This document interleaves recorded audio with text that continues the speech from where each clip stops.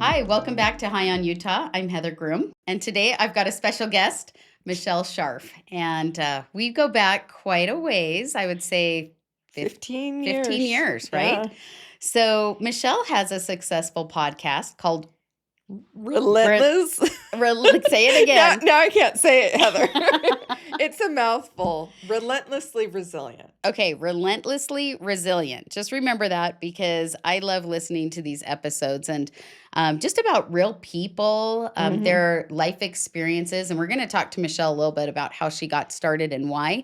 And then also, I just want to have her share Yeah. her life story. We have some common things, I would say, Yeah. in that we both are, I'm going to say curious. How about that's a good word, I right? love that word. Yes. I we think are curious. we're curious. And so, most people don't realize it's like I've been a cosmetologist, a paralegal. I don't know. Just I have like these weird things. I'll be like, I We built my might own be a little house. ADD We're a too. little, I was going to say, most people classify this now as ADD. Okay. And so I'm going to We're just naturally self-diagnose. curious. Yes, but I'm going to say naturally curious, right? But I'm definitely ADD. But it's like, built my own house. In fact, you have too, actually. Yeah. So Michelle's got a really interesting life story. And so I wanted to bring her on my podcast just to share some of the nuggets and even just through her podcast, like some of her favorite episodes and things she's learned. So Yeah. I'm going to turn some time over to you and introduce yourself to my audience. Well, like you said, I'm Michelle Scharf. I am a mother of 4 kids. I was a wife for 32 years to my husband. We met when I was young, 17. Can you believe that? Married 2 weeks out of high school. For all intents and purposes, we should have not been able to make it work. And, we both had trauma-filled childhoods. And there was probably that inner child trauma bond between us. But together we worked through it and grew. We did a lot of therapy and coaching and self-awareness kind of programs. I love that you grew together too. That's one of the things I would say, because even from when I met you 15 years ago, I remember chatting with you, and you've had kind of ups and downs, Yeah. and I love I'm that very you open. and you were Like very open about that, Yeah. and I love that he was too as well. So and Yeah. that was John. Yeah, So John. So, he had a lot of fun hobbies. We raised our kids at racetracks. We just had a great time. And unfortunately, he got cancer, and he got prostate cancer at 52, I think he was diagnosed, and he died right before he was 54. so it was 2 years, right, from Yeah, the 22 diagnosis. months from the diagnosis to his passing. And when we found out about it, it wasn't just prostate cancer. We found out that he had metastatic prostate Yeah. cancer. It was already in his bones. And he actually didn't die from the cancer per se. He died from blood clots that he got. And our very last appointment at Huntsman was on our anniversary. It was on our 32nd anniversary, June 27th. That's my birthday. I did not know this. Yeah. Wow. And they released us from care because they had he's like, I'm just having a hard time. Like that, nothing seems to be going right. There's something different in my Yeah. body. And they did a chest x-ray on him. And they're like, well, you've got massive blood clots all throughout your lungs. And the doctor said to him, we could treat these and we can extend your life. But this will be the most compassionate death for you because it's pretty painless. It's pretty painless when they go because it just happens and you go. And he said, what you're facing is pretty intense. You could stand up to use the restroom and you could break a femur. You could, it could be pretty painful. You could die from the compression of your ribs and it was everywhere. It was in his ribs. It was in his spine. It was in his legs. It was everywhere. And so the doctor just discouraged it really. And he was really at peace with dying. So he said, okay, put me on hospice. And so he went on hospice and he was gone by June 18th. I remember that. I remember kind of living through that and Yeah. talking with you. And, your journey actually, it's wow. I wasn't expecting to get emotional a little bit today, but your journey, I don't think you realized how much that impacted me and really touched me. Michelle was really open about posting things on My social Facebook, media. Yeah. and she was posting on Facebook and just writing, true feelings. It wasn't all flowery either. Yeah. It was, No. this is the journey we're We're on. undergoing and we're on. And you would talk about the ups and the downs and your feelings and just everything, even with your kids and how they were doing and Yeah. facing and everything. And yeah, it really meant a lot because I think seeing the cancer journey through someone else's eyes was really enlightening for me. My grandma had had cancer. She passed away from cancer. She had had terminal cancer. They'd given her a month to, or I think it was about a year and a half to live, and she lived like 11, and she'd had all different forms of cancer, even. Hmm. And she was just really amazing. Um, and, that was my grandma, but kind of thinking about it from the spouse perspective for Yeah. me, Especially a young spouse, right? We're about the same Yes, age exactly. and we don't really expect to lose our partner. Like that early. Yeah. And it was really, like I said, it really caused me to think, and also it was really inspiring to me, just to learn, like, little things, just even what you're telling me, even with the blood clots. It's like there's secondary problems with cancer. There's Right. there's other things that can happen.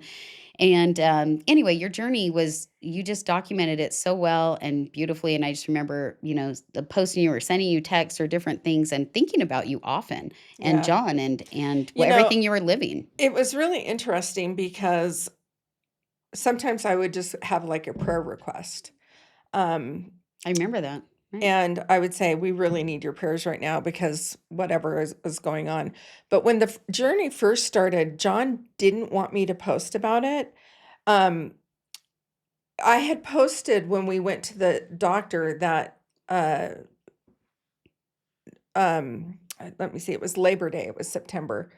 And I knew something was really wrong. Number one, John got up and we'd been building a deck, and we had just finished this deck, and we'd been planning our next 30 years. We were talking about all the things that we were doing that summer and what we wanted to have out on this deck and how we wanted it to be a space for our family and our children. And then, he was really weak, and I had to go get all of the Trex, which are very Oh, heavy. yes, they are. I've done this before. Since we both built, we know Yeah, this. and so I was pulling him up, and I thought, "This is not." Usually, I would be screwing in the holes, Yes. right? Like, and so I was working with him doing that, and he was having me do the hard part, and I was exhausted. But the next day he got up, he took a shower, and he came around the bathroom door, and I was still laying in bed, and he said, "You need to get dressed. You need to take me to the hospital right now." And I immediately knew we're in trouble. Mhm. Something is really not right here. And then when we were in the hospital, they needed a urine sample from him, and I had to go in there with him because he couldn't keep himself up on his legs. He was so weak, and he was having a hard time urinating. And I said, "How long has this been going on?" I mean, we have a very open bathroom. We'd been Right, together yeah. 32 years, like we weren't shy about anything. Right. And, but I was a lobbyist at the time, I was traveling a lot. I think I was missing a lot of things that were really happening because usually I was at home and I was taking care of everyone and I was making sure everyone was okay, and I would know if something was going on with him, but I had no idea. And so I asked him, I said, "How long have you been having a hard time urinating?" And he's like, "I don't know. It's been happening for maybe a couple months now." And I was shocked. And I knew enough about medical because just Mhm. like you said, I've been involved in a lot of She's things. done a lot of things, So right. I started out as a massage therapist and energy worker, and then I became a doula, and then I apprenticed for many years as a home birth midwife, a lay midwife. And, so I was very involved in medical stuff, and I've always had, like, a high medical, Yeah, kind of awareness intelligence. and Yeah, intelligence, yeah. yeah, and my aptitude for medical things are very high, and, So I just knew I'm like, something's really off here. This is not about back pain. This is not Mhm. about back pain.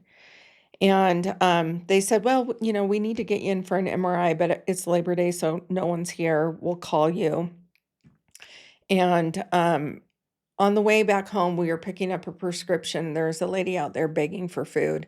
And I took her in and I said, just take a cart, just go get what you need, whatever. It was ended up being like $250, which I didn't quite plan on that much, but she was getting diapers and I thought, well, this lady's really hurting. And I remember praying as I was paying for her groceries, God, please, please bless my family. Please bless my family and bless this lady's family. Like we're all going through some hard things and please bless us. And I posted about it on Facebook, which I wasn't doing it for like, oh, look at me. And I didn't say how much I spent or anything, but um John saw the post later and he said, "Hey, if he goes, I don't want my health stuff posted on Facebook. Moving on. Whatever this is, I don't want you to talk about it." And I said, "Okay, whatever." But then at the time I was still heavily involved in politics and I know so many people because was involved in politics. And a lot of people cared about what was going Well, a lot of on. people were asking you because I So remember, and it's one of those yeah, things where I think it's hard when you see friends that are going through something like this. You want to send supportive text messages, but right. you're not really sure what to What's do, right. you know? Yeah. And so he ended up they ended up calling him for the MRI and I was at work and it was on Tuesday morning. They're like, "Hey, we just had a cancellation. We need you to come in here." So he had to go drop everything and go straight over. So he was at work already. He went over straight over and did the MRI.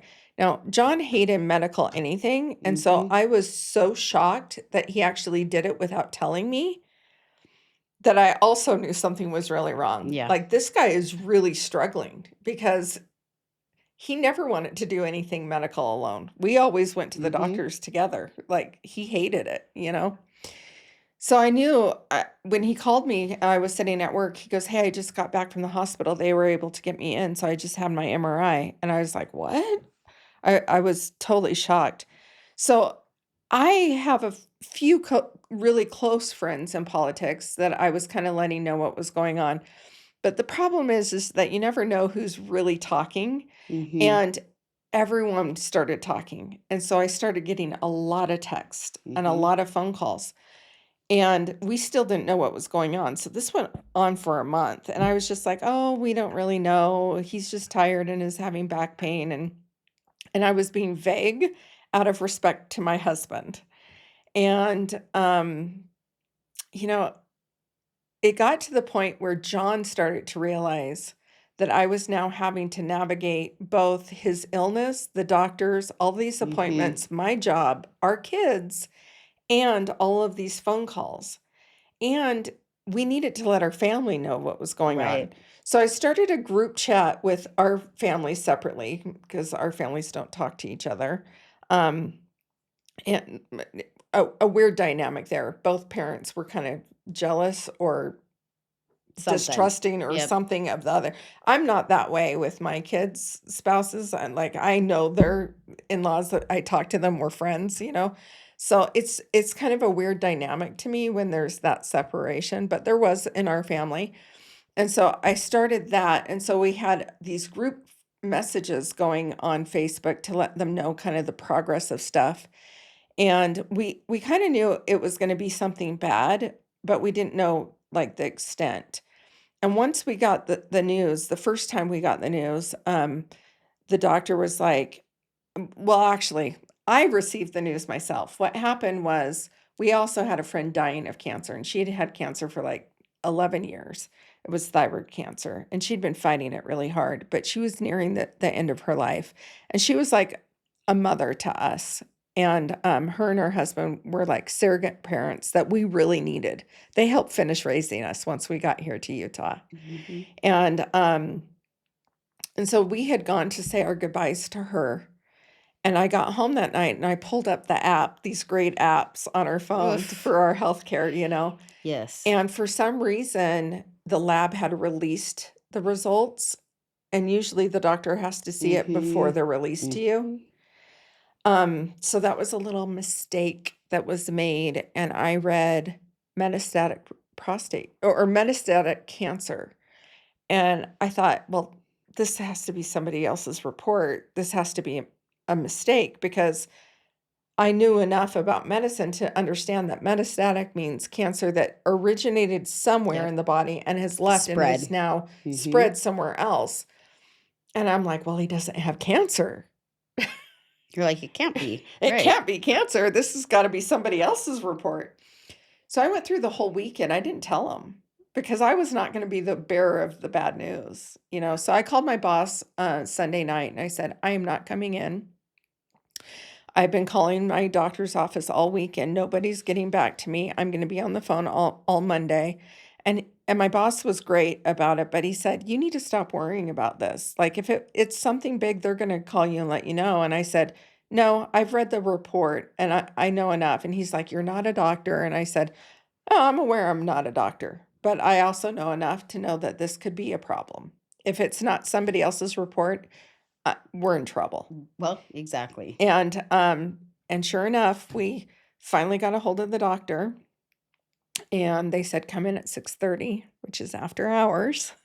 Mm. And I thought, "Oh, they're having us come after hours when nobody else is going to be there." And I just knew. And he set us down and said, "Yeah, it appears that you have cancer. We're not sure where it originated from. And until we get through all these testings, we're not going to know." So that first week, that first post that I put up about his back pain and not feeling good and whatever, and then I was letting the family know kind of the progress of it for that first month. But there was enough getting out there in the political conversation that even people that were pretty far extended Mhm. away from me, that yes, I knew them at political things, but I felt there's a couple people that contacted me, and while I appreciated it, I was like, Mhm. they're not close enough to really like be in this business, you know? It was a little uncomfortable for me. Well, and it's tiring too to, It was like, tell people, exhausting. and then you're like, "What did I say?" And then did I, Yeah, eh, what do I and did I say? let family know first? Kind of like you're Right. saying, like, there's Yeah. there's actually an article, I think it was in Wall Street Journal. I should post it at some point, but it talks about, like, when people are going through grief Mhm. and I'm gonna also say trauma, it's like there's different circles, and you need Right. to be self-aware enough that there's, like, the core, which Right. is, like, most likely family or your very close Mhm. people, and then there's circles at each ring, and you need to realize what ring you're in Right. and be appropriate with that, Right. because then, there's times where even though people care, it's like they're almost dumping on you and they Right. don't mean to, but Right. it's like they're, sad for you. And so they're almost looking for comfort. And so then they're calling you up saying, "Oh, is it going to be okay? Or is it Right. this?" But it's actually stressing you out more, Yeah. And And so I it's think we have really to be careful. interesting because women particularly, I think that women that are like in the middle age kind of area, one of their fears is that this could happen to me, Absolutely. right? So Absolutely. they're watching it, but they're kind of like watching the train wreck. Hmm. And so I felt a little bit under a glass at times too. Um, but my husband finally saw the the complications of the secrecy and how it was adding layers of stress to me that I didn't really need to take on. And he also knows I'm a verbal processor and I am very open. And part of that is trauma. And so I will say I've learned a lot in this whole process about myself as well. Um, so we did start posting on social media, but there was a level, right? Like my family heard first. There's a political group that's on Facebook of close friends that I would probably share a little bit more in there than I even did on my Hmm. wall. Um, and then and then I would share on my wall. And that cut down the conversations a A lot. lot, right? So that was really helpful. Now, the backside of that is that you also feel very exposed. You're being very vulnerable. Hmm. And what's interesting is on my Facebook friends, not only do I have like all my political friends, but I have all the people that I grew up and went to church. I was raised missionary Baptist. It was a very small church, less than 200 people. We had a private school. I went to a private school with these people, close friends for a very long time and families. And those people follow me on social media. And also, they're very anti-Mormon, and I was very active Mormon at the time, so there's a little bit of interest and also tension there. But I had people from my friend groups, and one of my first boyfriends, a preacher at a church, and they actually held services for our family. That's sweet. And, the interesting thing is I really do believe in the power of prayer, of And connection. faith. I Yeah, talk about this a lot. yeah, There's power when people exercise faith, yes. and I don't think that can even be denied. I mean, when you're focusing your energy, your faith, your beliefs, miracles happen. And whether it doesn't matter which religion you're in, it's in all religions. But when Yeah. there's faith, great faith coming together, it's amazing what Yeah. can happen. And so when I would put out those prayer requests, it was beautiful because we could feel this peace come Hmm. over us. And I would have people that would come to my house and say, our home felt more sacred than the temple. Hmm. And it did. And I think the purpose of that was that there were not only people that were stopping by and coming by to check on us, but there were ancestral spiritual beings that were there in this process. I believe that. And it felt sacred. It felt like Hmm. sacred ground. Hmm. It was also exhausting because when there's a country song or an old pop song, and it's one of the lines in the song is live like you were dying. Yep.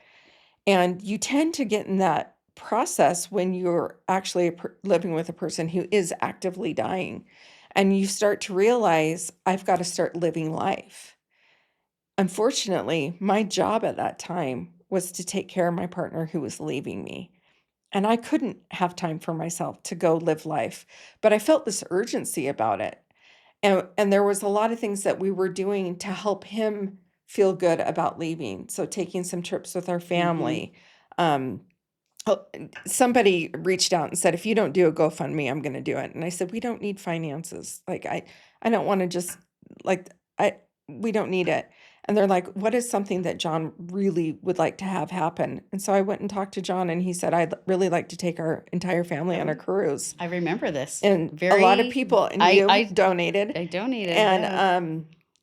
and I remember those people when we were on a cruise. I actually had a list of all of the people that donated, and we read them off. And Oh my gosh, really? yeah, I didn't know yeah, that. Wow. and yeah, it was a beautiful time, and it was a time when I really started to realize that even people in politics that maybe weren't super aligned with me Mhm. or my candidate or whatever still had a respect and Yeah. appreciation, and it really meant a lot to me. It really meant a lot to me, and I started to realize that, um, politics aside, we're all in this life thing together, Mhm. and I think that that's the biggest lesson that I've learned, that we see social media, and it actually causes tons of disconnection. Absolutely. It can be the best It and is worst. it is the worst. I remember I worked for one of our GOP chairmen for him to win, James Evans, and he would say, "I don't do social media, it's of the devil," and I would just laugh at him. But after going through this process, I'm like, he's not wrong.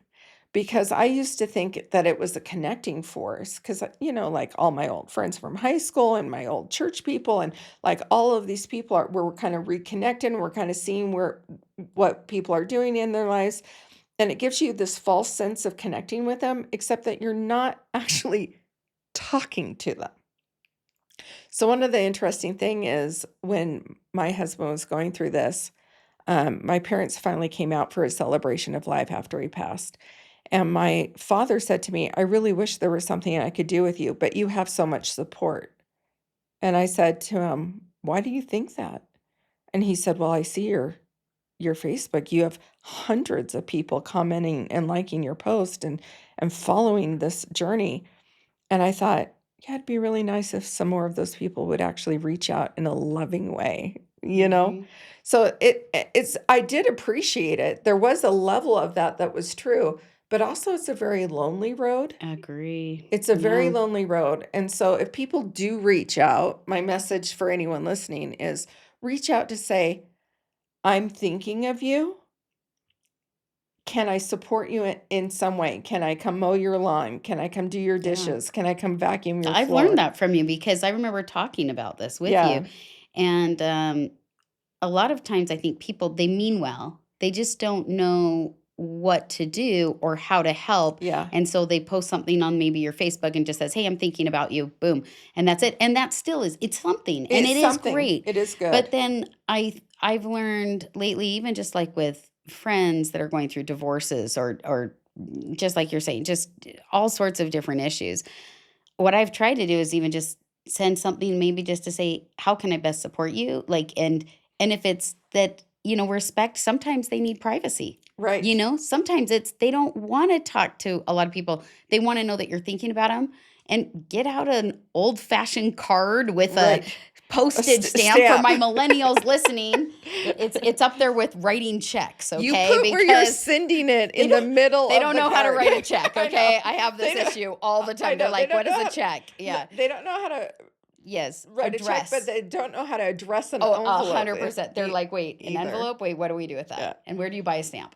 So, but even just something like that, Yeah. just putting together I Or remember even actually saying sending, calling like up and I had several people that did do this. They would call me up and say, "Would you like to go to lunch?" And yes. if I did have the ability to do that, I was short on time, so I didn't always have the ability to do that. But I mean, if you actually show up, and the thing is that allow the person to talk about it if they want to, and also give them the respite of not talking So, about it because sometimes you just need a break, yeah, and you just are like, "I can't answer more questions about it. yeah, I don't wanna talk about it," and respect that, yeah, and going through that. So, it was such a like I said, like, your experience actually really had an impact on me that I don't think you'll ever realize. yeah, But I it was appreciate that. very I, it I it was actually very have not moving. heard it from you, but the interesting thing I was doing, some people called me and said, you need to stop being so open on Facebook. Wow.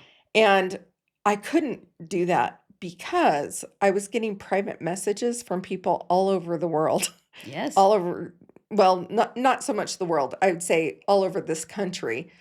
Friends that have moved away or friends in California or whatnot that were writing me and saying, "You are teaching me so much about a relationship. You are teaching," because I was honest about the heart. Even when I And that's posted what for I our anniversaries loved. for years before, Yes. I would say things like, "This hasn't always been an easy journey, but we're in it together." Like Mhm. I would always It was be authentic. mindful of saying, like, we don't have this perfect marriage because that doesn't exist anyway.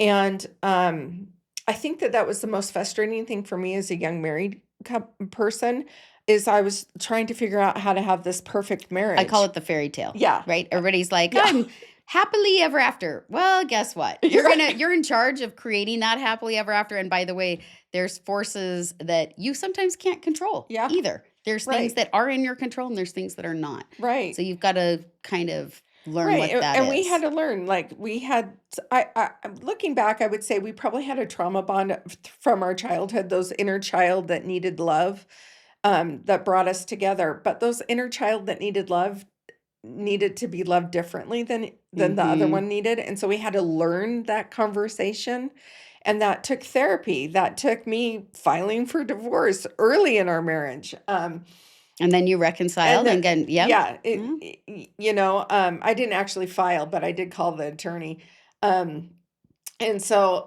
it was step by step by step. We slowly took the steps to better ourselves.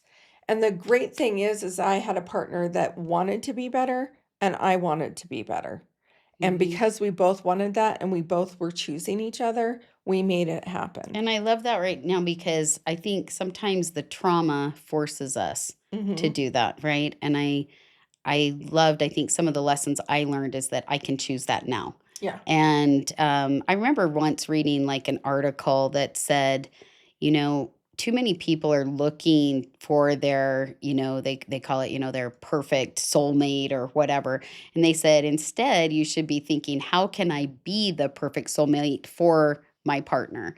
And I love that Yeah. perspective switch of instead of just looking for perfection, it's like, no, how can I become a better person for my partner? Yeah. And I've really tried to incorporate that a lot of Yeah. times. And even like with the mother issue too, it's like, how can I, help be a better mother for that child? Or Yeah. how can I be a better friend for that child? Instead of trying to say, well, I want a perfect whatever Yeah. friend or mother or whatever. It's like, no, what actions can I take? And that was one of the things I learned. And so and I loved seeing even kind of close to when John passed away, just even how strong of a bond. Like I remember talking to you kind of at the beginning of Hmm. this journey at Hmm. that 2 year before he passed away to when he did. And um just even that growth and that it just was so inspiring just to see the love that you both had for each other and through the journey and through the icky stuff and Yeah. and in the end just kind of enjoying that gift of adventure that you had and that life journey that you had, and I love that. Yeah. And I still appreciate it and enjoy it today. And in fact, I think it has evolved. So in 2020, right before COVID, I decided I needed to take a leave of absence from my work, a little sabbatical Yes. to grieve because I had done a lot of grieving, but I really hadn't taken time for me to just Mhm. grieve. Mhm. And so I decided to do that, and I was working part-time on a, political campaign. And so I did that for a little bit, and then that came to an end in, like, June. I think he didn't make it through the Convention or convention, something. yeah. Yeah. And so that came to a wrap, and it was such an interesting process for me, and I started to realize that I just needed to do something different. And I had actually run into Lee Lonsbury. Mhm. He was out jogging. I literally ran into him. I was at a political event. He was running around the city building in Salt Lake. And he's like, "What are you doing? What are you doing, Michelle?" And I said, "Well, I'm kind of wrapping up this campaign, and what I'd really like to do is I'd like to have a podcast.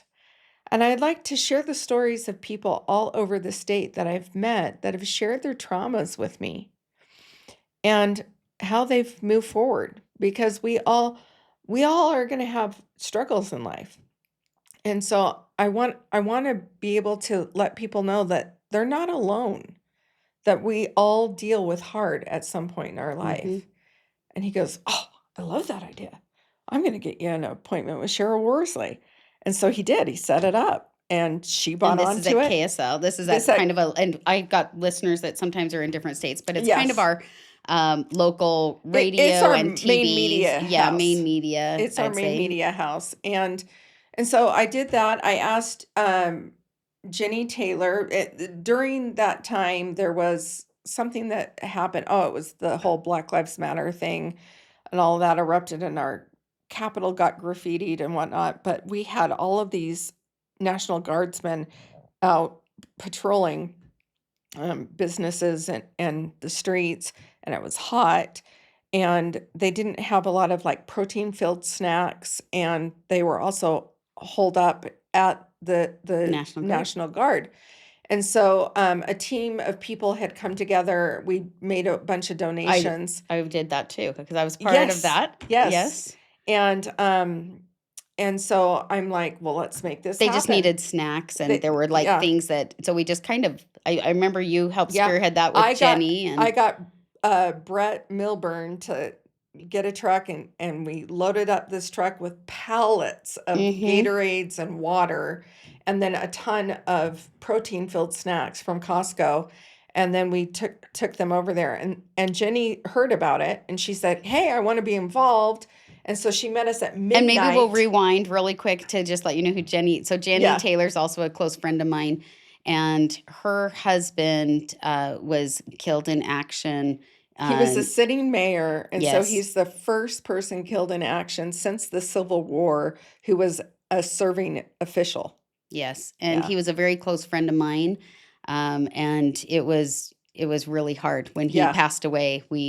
There were a lot of us that really grieved, and we've become close friends with Jenny. So yeah, Jenny does a lot with kind of military as well yeah. now, and so I remember this I should very back up well. a little bit as well because I had known Jenny, but what had happened was the night of my husband's celebration of life, Brent reached out to So me, and this is Brent, her husband her that husband, that Brent was killed in Taylor, action. Yeah. was serving in Afghanistan Mm-hmm. at the time. And he went on a ruck, and he went up to a tall mountain and flew a flag in my family's honor.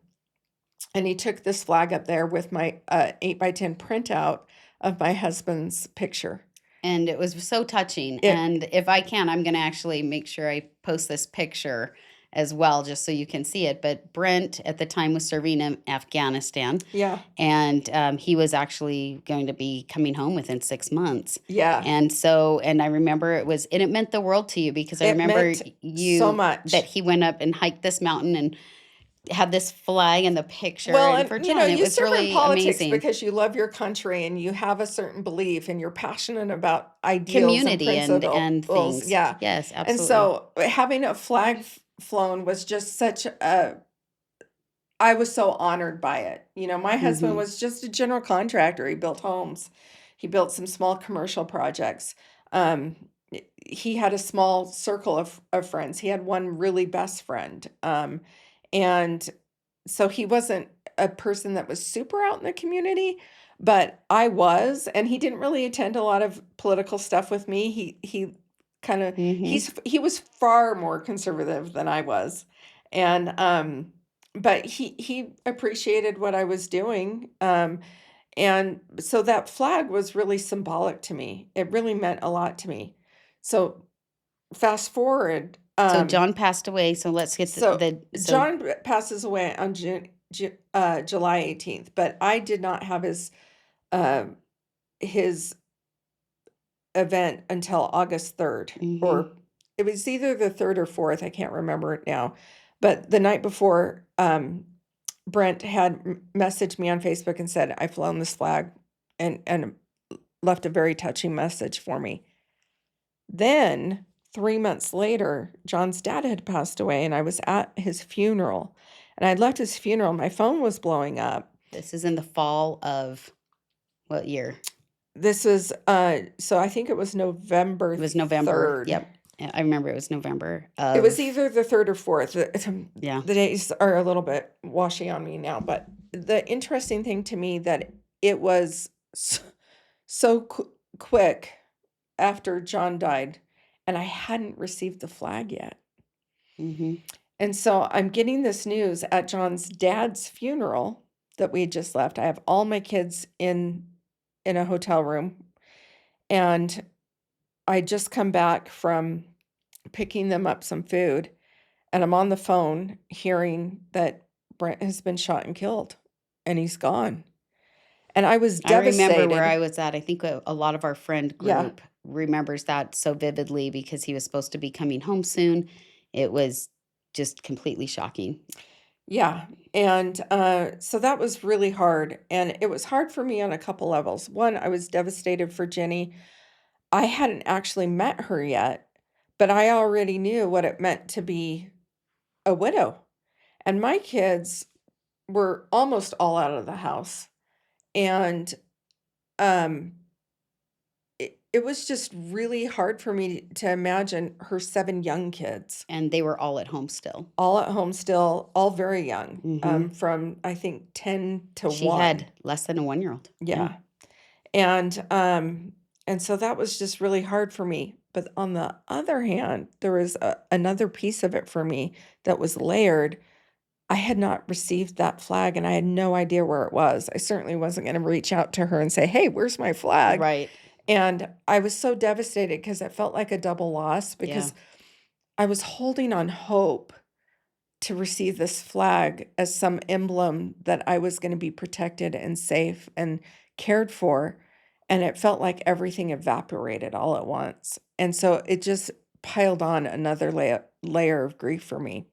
So then I really met her the first time standing in line at his At the funeral. funeral. And there's a Hmm. picture of us where we're hugging, and that was the first time we met. And then in December, she found the flag and she reached out to me and said, "Hey, I have your flag."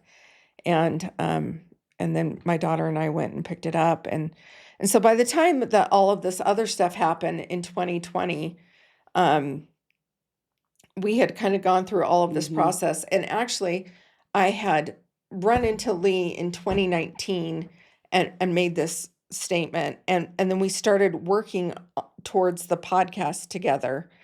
And we started putting together these shows and recording them. We hadn't actually released them yet.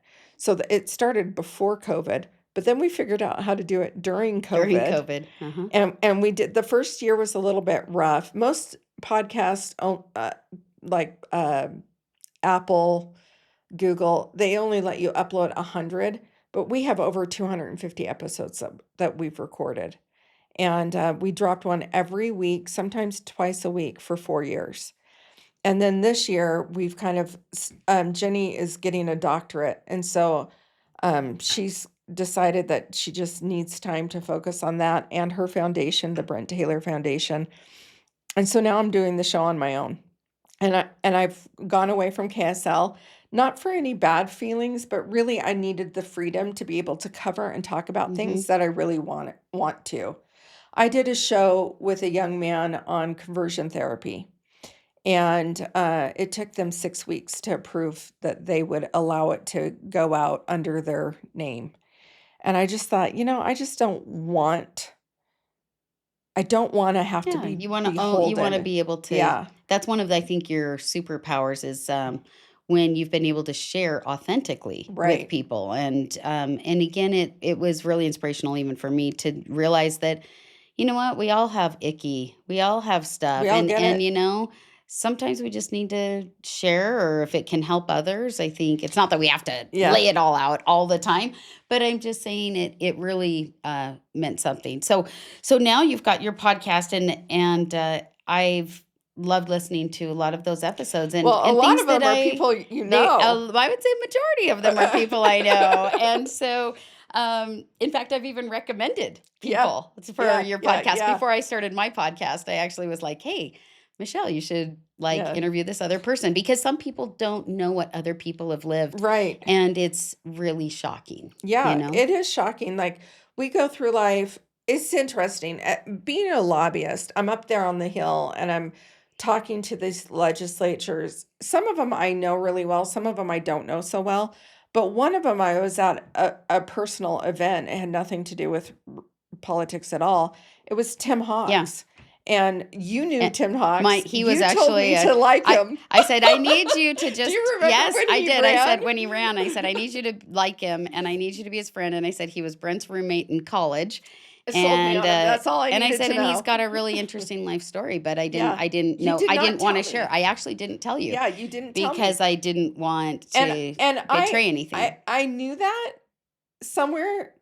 I knew that, and my daughter was going through some real big struggles, and he was aware of it, and we ran into each other at this person's house, and he started telling me about his brother that suffered with drug addiction, Hmm. but also mental illness, who Yeah. was schizophrenic. And it's a really powerful podcast.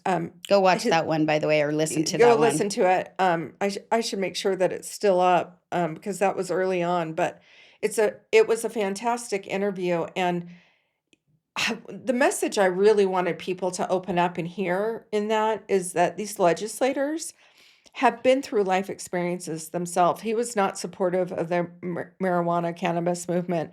I was supportive and then unsupportive. I ended up now being supportive of it, although I don't really love the way it's being currently run today, but um, that's a whole nother Yeah, I was going to episode. say that could be another future That episode, is but yes. actually another episode. But you know, after interviewing him, I understood why he morally could not support it and why like if you were a lobbyist and you understood a story, you would not lobby him for that, right? You would just understand he's going to be a no and you could just move on, right? But if you don't know the story and you want to engage and you want to try to change his mind, you're never going to change this person's mind. Mm-hmm. And so for me, I wanted people to understand we elect human beings to our legislature that have their own lived life experiences. And in Tim's story, it goes on to his brother ends up taking his mother's life. It's Mm-hmm. quite tragic. It's a Um, horrible, right? and Tragedy.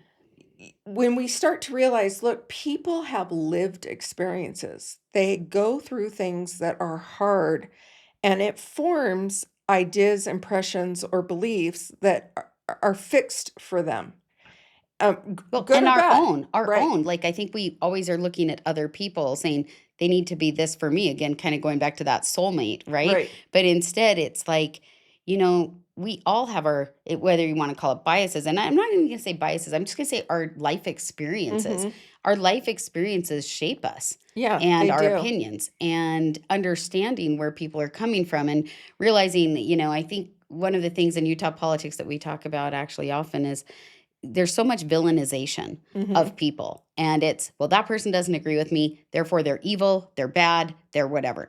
That's not the case. Right. And that's, I think, one of the things people really don't understand about politics is that people get involved because usually there's an issue that they care about.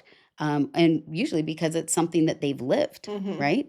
And so then they end up running for office. And so I think just understanding that Yeah. is kind of the first step of political maturity, is what I'm going Yeah. to call it. Absolutely. So to wrap the whole podcast thing up, my idea was one, I knew all of these people, and I have an interesting background because I have that midwife background. And it's funny, some people in politics would be, there was a man in particular, very, very much, very conservative. And his wife also had home births. And he's like, I can't believe you used to be a midwife. What did you do? Get down there and say, push that baby out, push that baby out. And I laughed and I'm like, you don't see the whole me, right? You're only seeing the Yeah, person this who's little fighting sliver. for her Right, candidate. right. You don't see the whole me. The funny thing about it is some people gave me a nickname in politics. I don't know if you ever heard it, but I heard it. They called me the shark. Oh, yeah, yeah. And people thought that I went in for the kill. And the funny thing is what people don't realize, what made me effective in politics is that I listened to people Mm-hmm. and I heard their stories and I had compassion. And when I was listening, they felt like the candidate I was Representing, right. representing was also hearing them. Mm-hmm. And that is what changed their hearts, right? It really wasn't the politics of things. It's not the convincing. It's not the The facts, convincing. a lot of times people don't Yeah. realize it's a different And thing. there's part of that, right? Mm-hmm. Like when I was on the Hatch Absolutely. campaign, I'm like, look, we need to have a brush fire. We need to start a brush fire. I'm like, I think we should go out and do some like town hall meetings in people's homes, old fashioned style, where you get groups of people together and have a conversation about the concerns Mm-hmm. they have with Senator Hatch's past voting or his support of Ginsburg or whatever the issues were, because we were hearing these things come up all the time. And when we held those meetings, we listened to people and then we talked about those Mm-hmm. facts and they were able to understand his reasoning and position behind those choices and why he made the choice that he did. And once they understood those things, they started to say, okay, I can understand that. And politics is are it's A lot of us think that it's checking the box. It's a yes or no vote on an issue. But some people don't realize, especially in federal politics, those yes and no, it's not an up and down vote because there's so much in a bill that has to do with so many other pieces of Mhm. legislation that yes vote may have been for the greater good for this chunk of the policy that was in it, and it did carry XYZ that wasn't so great, but that was The compromise conclusion. Yeah, the and the compromise yeah. that was finally made, right, over long debate. We don't have that going on in this Mm-mm. country so much anymore, um, and I think that that's rather unfortunate, but getting people to understand that it's not a yes or no. So there is that part that is the convincing or talking about the issues or creating the understanding. But the greater part of politics, in my opinion, is getting people to see your candidate as a human and Mhm. that your concerns are being heard and validated. And that is what made me effective. I was not a shark. My husband used to like to tell the story. He went to a couple conventions with me, and he would see these older men in my face, "Rah, just Oh, yelling yeah. at me, you know? I've had that before. Yep. Yeah. And then he said, I would have to leave because it made me so uncomfortable. But then when I finally came back, there you were with your arms right around them. They're smiling and laughing and everything's fine. And I think, I don't know how she does that. That's so funny. Our husbands actually would be in the hallway together sometimes, and we're both in the room. And that's what almost the identical what Yeah. Brent would say. It's like he would walk back in and he's like, and next thing I knew, the lady's crying to you, you're hugging, you're exchanging phone numbers. But, before 5 minutes, 10 minutes earlier, like I learned what spitting mad, by the way, really meant because I one time had this lady that was purple, literally purple in the face And they and literally just are literally spitting all spitting just over you. like like all over me to where I just was like, okay, be calm, listen, empathize, outpouring of love. And in the end, it was an You know, it's interesting funny. story, I gotta say, on Spinning Mad, that's the one thing with COVID I thought was funny when they came up with those plastic Yes, masks, the you know? shields. And I was thinking many times, oh, those would have been so great for conventions. It's Because true, you're getting actually. spit at by people that are Literally, and angry. they're just so angry, And so, anyway, well, this has been really fun today. Yeah, And Michelle and I could just chat forever. And forever. thanks for being just so public. And like I said, I feel like I learned so much from your journey. Oh, And, thank you. and also, I learned that just to enjoy the present. I think that Yeah, was one of the things that I've learned from you was just you don't know when it is your time to go or the people that you love. And so you really need to just make the most out of every day and not sweat the small things or yeah. get angry about small little things. It's like, you know what? You just have to put it all into the bigger perspective. And so I think your journey really helped so many people and then your podcast I'm a and I life love coach that. now. I don't know Yes. if you are aware. And it's really interesting because really what I want to be life coaching about is I want to help people through their grief. So eventually I'm working on putting together a very an actual program where it would be more group oriented, and I haven't launched that yet. And But we'll have you back, by the way, when you yeah, do, yeah. because then I would love to chat with you too about But what that. I end up working on is women 40 plus and Hmm. over that are having life changes, either divorce, grief, loss. They've had or Faith loss of a transition, job, the faith transitions, a lot of things.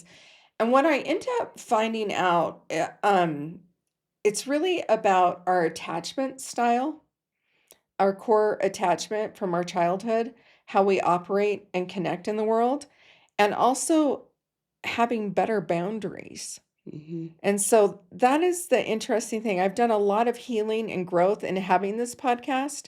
I've realized, and I'm kind of shifting the podcast from heavy on the trauma side to moving away to different forms of therapy, different like holistic forms of therapy. I just recently had a guy on, Christopher Mayer, and he created a whole therapy on moving that trauma out of the body and cleansing ourselves and moving emotions so that we can be more present in our life. But those are the things that I've really like they're a repeating theme with my clients. It's like I think one lady came to me to process her grief, and then what I ended up working with her on is setting better boundaries because she didn't have good enough boundaries to where she didn't have time to Mm. grieve the loss that she was feeling. And so once we established those boundaries, she was able then to have the space and process through her emotions and feelings about that.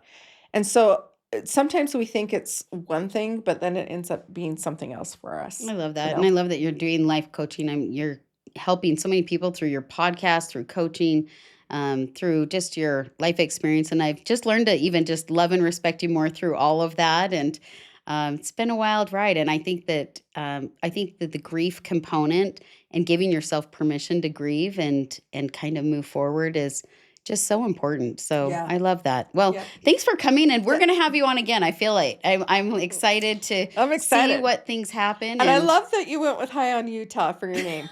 I I'm love that. glad.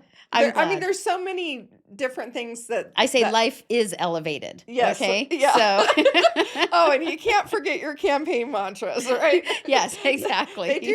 become part of your life. I love Yes. that. Well, thank you. Thanks for being on again, and we appreciate it. And Relentlessly Resilient is the podcast. And if you haven't watched it, I would say just even like the Tim Hawks one is a great episode. There's Yeah, so many there's that are so just many. excellent. So definitely go and listen. So thanks again for tuning in to High on Utah, and we'll see you next time.